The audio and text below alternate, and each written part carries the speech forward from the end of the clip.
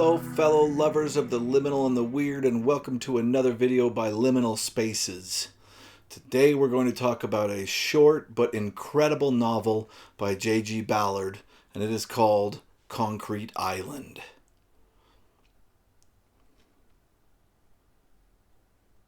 Unfortunately, I don't have a first edition copy to show you. I'll put a picture of it up. I could not afford a first edition of this book. It was way too pricey. And the back here says, a chilling novel that pays twisted homage to Daniel Defoe's Robinson Crusoe.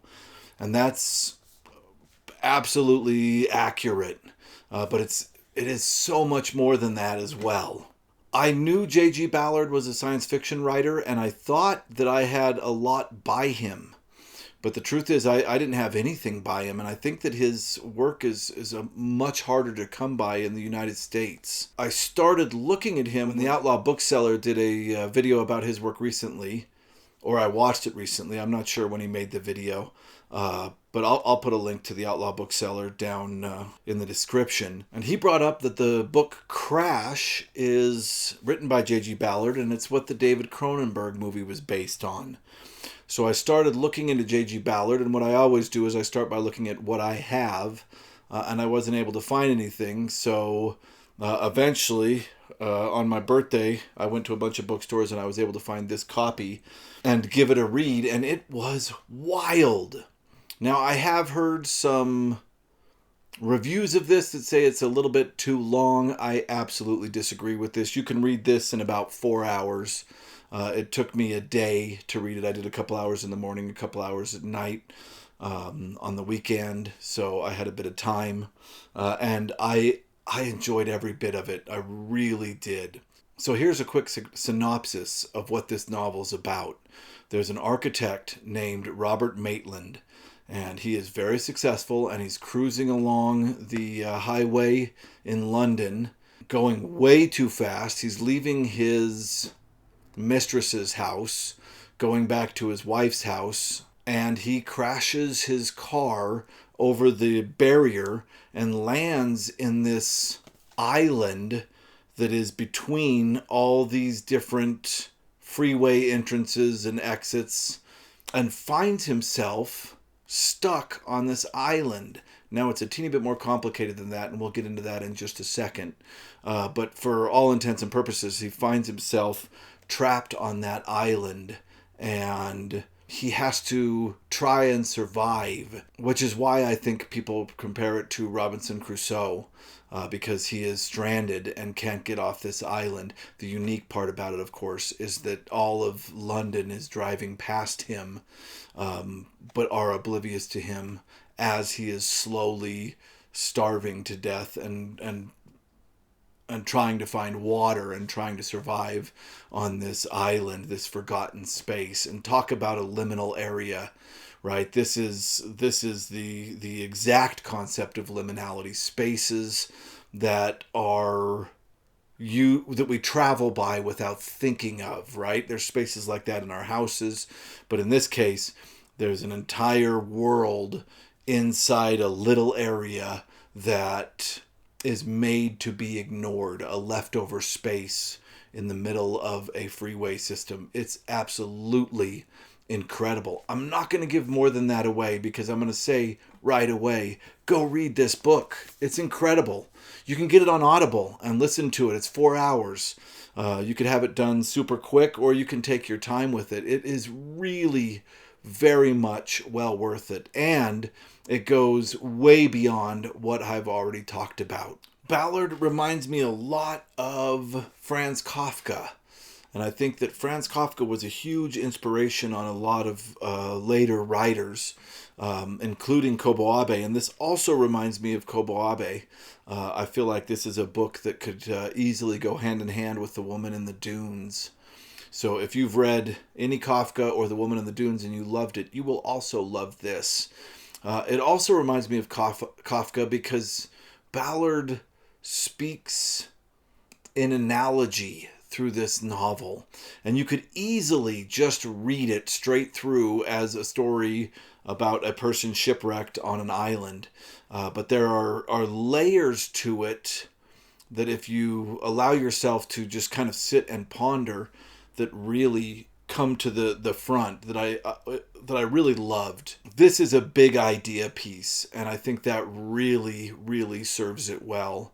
It's like post-apocalyptic, but it's modern day in the middle of London. He was able to combine those two concepts, and it works beautifully. It really does. Some of Yu Murakami's stuff, who writes very terrifying, scary, and gross stories about the areas of Japan, specifically Tokyo, really, that are ignored.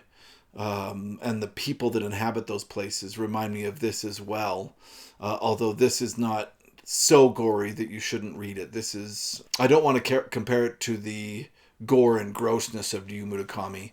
This is a little bit more paced, and it has some scenes that are a little shocking, but not too bad. I think any reader could get into this. If I have to rate this novel, I would easily give this a 9 out of 10. I enjoyed it that much. I really did. It's going to be way up there when we're going through our top books of the year, when we're done with this year, because I really enjoyed it. Yeah, go read it. Go read it right now. I'm going to continue to talk about it, but everything from here on out will be spoiler. So if you don't want this book spoiled before you read it, then go ahead and go read it now and come back, and you can hear my thoughts about it with spoilers included.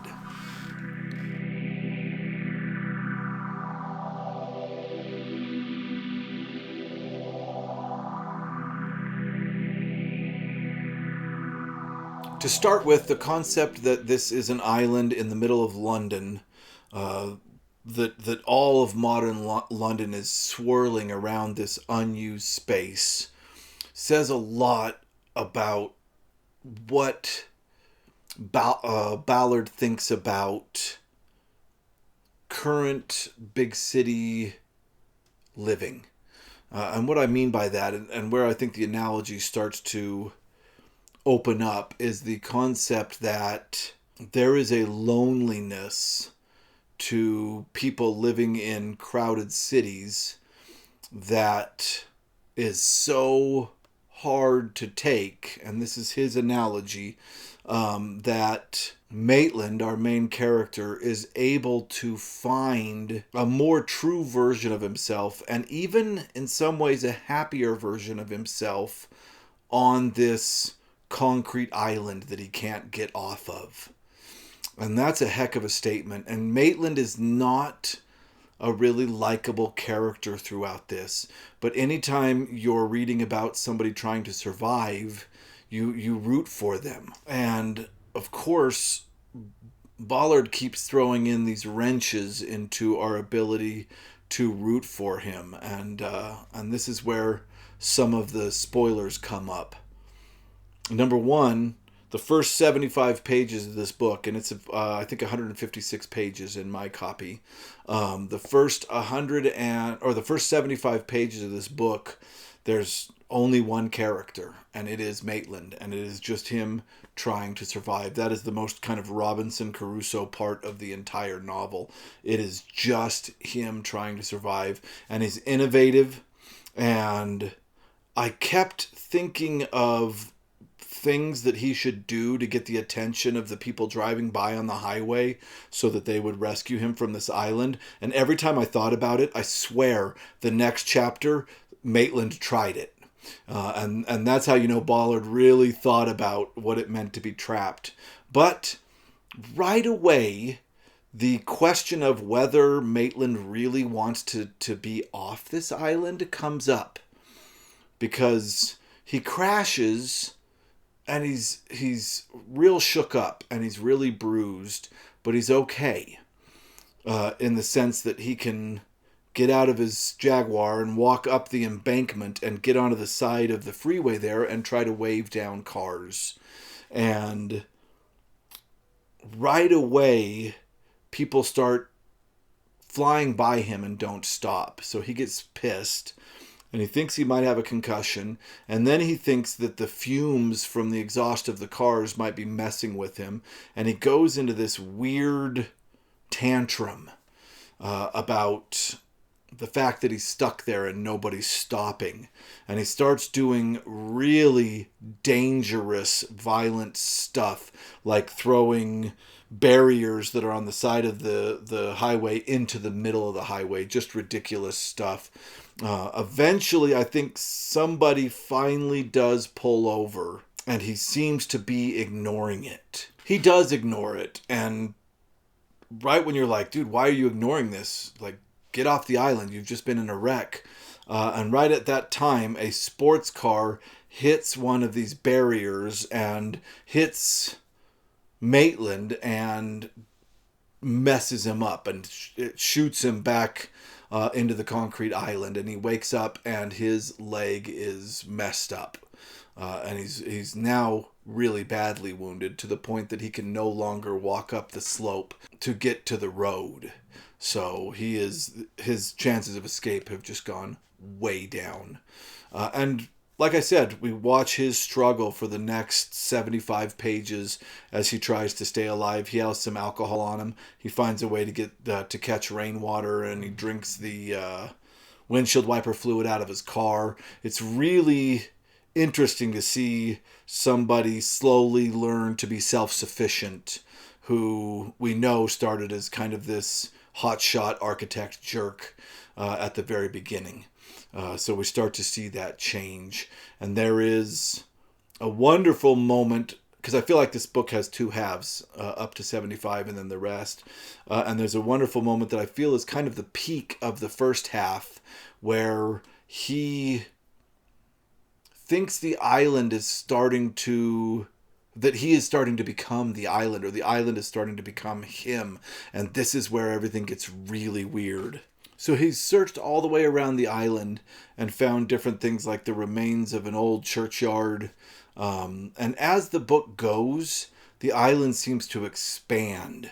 It's very small when the book first starts, but he keeps finding these different buildings and different areas until the island is like, it seems huge, like it's this massive area that he's living in. As he tottered about, Maitland found himself losing interest in his own body and in the pain that inflamed his leg. He began to shuck off sections of his body, forgetting first his injured hip, then both his legs, erasing all awareness of his bruised chest and diaphragm. Sustained by the cold air, he moved through the grass, looking round calmly at those features of the island he had come to know so well during the past days. Identifying the island with himself, he gazed at the cars in the breaker's yard, at the wire mesh fence and the concrete caisson behind him. These places of pain and ordeal were now confused with pieces of his body. He gestured towards them, trying to make a circuit of the island so that he could leave these sections of himself where they belonged. He would leave his right leg at the point of his crash, his bruised hands impaled upon the steel fence. He would place his chest where he had sat against the concrete wall. At each point, a small ritual would signify the transfer of obligation from himself to the island. He spoke aloud, a priest officiating at the Eucharist of his own body. I am the island. The air shed its light. This, to me, is the climax of this first half of the story, where the island starts to take on aspects of Maitland himself. And I found that very interesting, because he is really in a baptism of fire, having to get rid of everything that he was before and figure out who he is when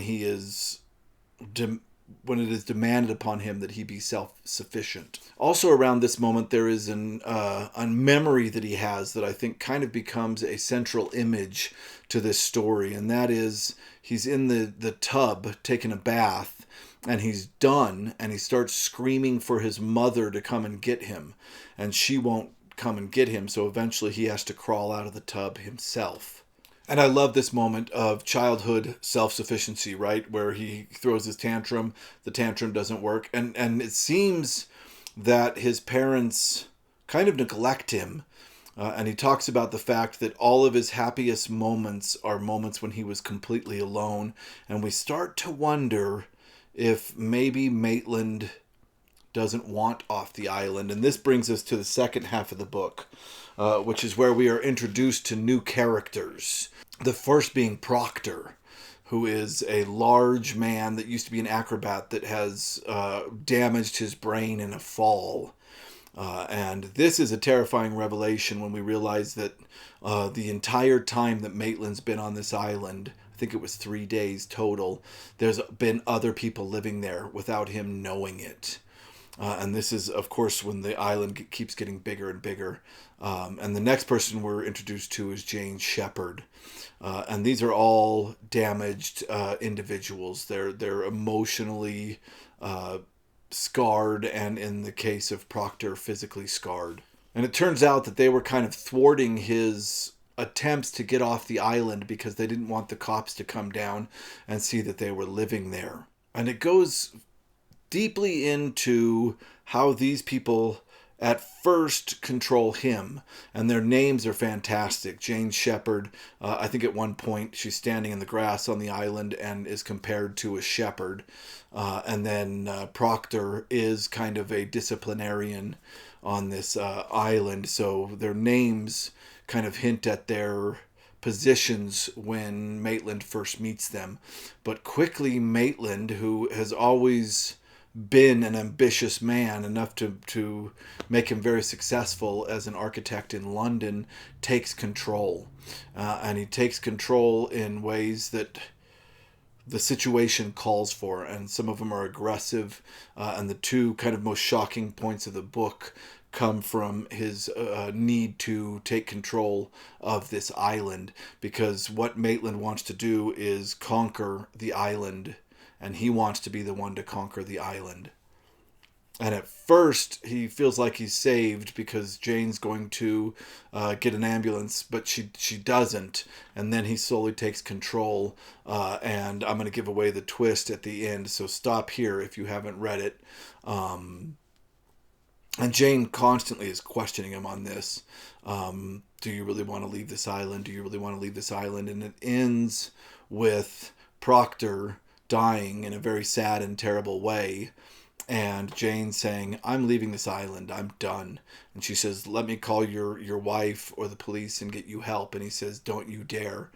He says, you go ahead and go, but I will get off this island on my own terms.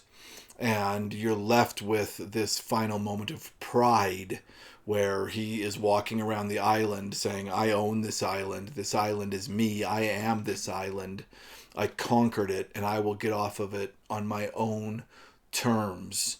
And I was left with the feeling that he's never going to get off of it, that he prefers the life of self-sufficiency on a weird liminal space in the middle of London over playing the society games of big city life.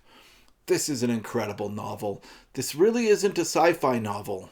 I guess you could argue that it's a sci-fi novel in the sense that it's kind of post-apocalyptic, that it would fall into that, but it's not post-apocalyptic. This is, in my opinion, just a great novel, a wonderful read.